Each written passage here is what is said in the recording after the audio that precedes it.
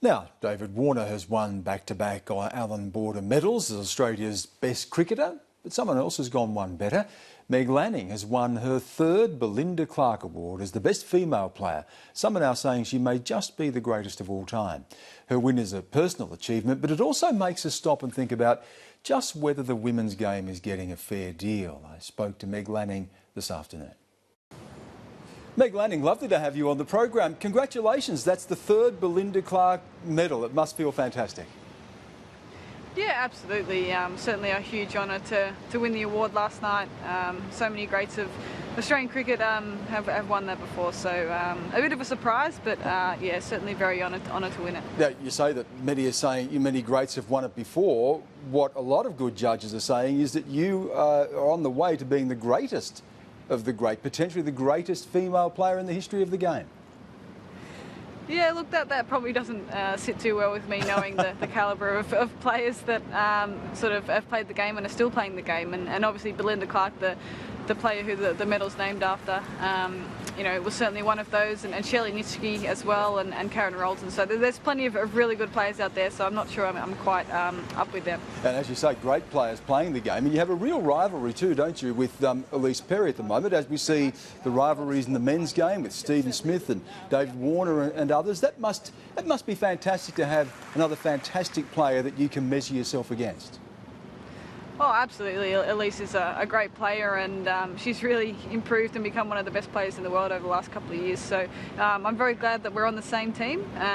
We're both very competitive people, but we just love making runs and playing for our country, and hopefully helping our team to many wins. Okay, you said you're competitive, so let's look at your game now and the men's game.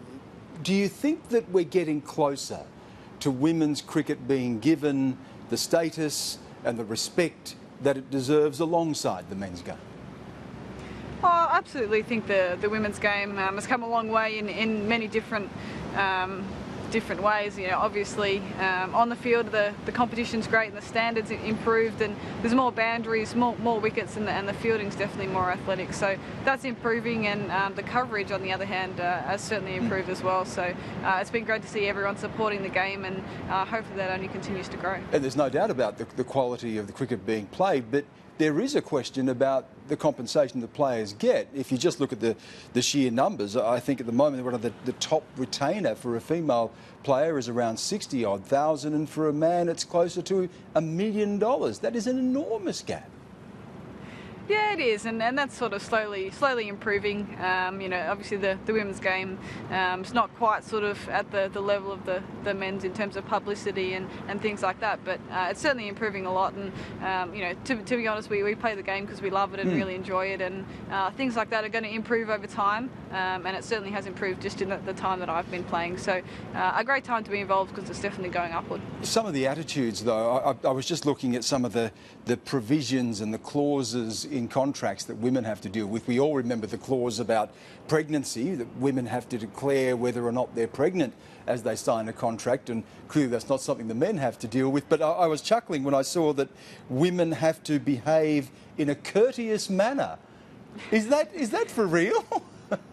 Yeah, look, I don't think the men often do. But yeah, look, it's not something we sort of think about too much, to be honest. We just sort of go out there and enjoy ourselves, play it in the right spirit, and that's how it goes, really. That's just sort of a contract, you know, something in there, but we don't really think about it too much. All right, well, you've certainly taken a big step forward in getting equal recognition for the game with your win. What is the future hold for you now? Well, look, we've got a World Cup coming up in June, July, our 50-over World Cup over in England, so that's sort of our next big thing as a team. We're really looking forward to the challenge of that. It's going to be a great contest against some really good teams in other countries, so that's our next big thing, and we can't wait to get stuck into it. Meg Lanning, it's been a real pleasure to talk to you. Again, congratulations on the award. No worries, thank you.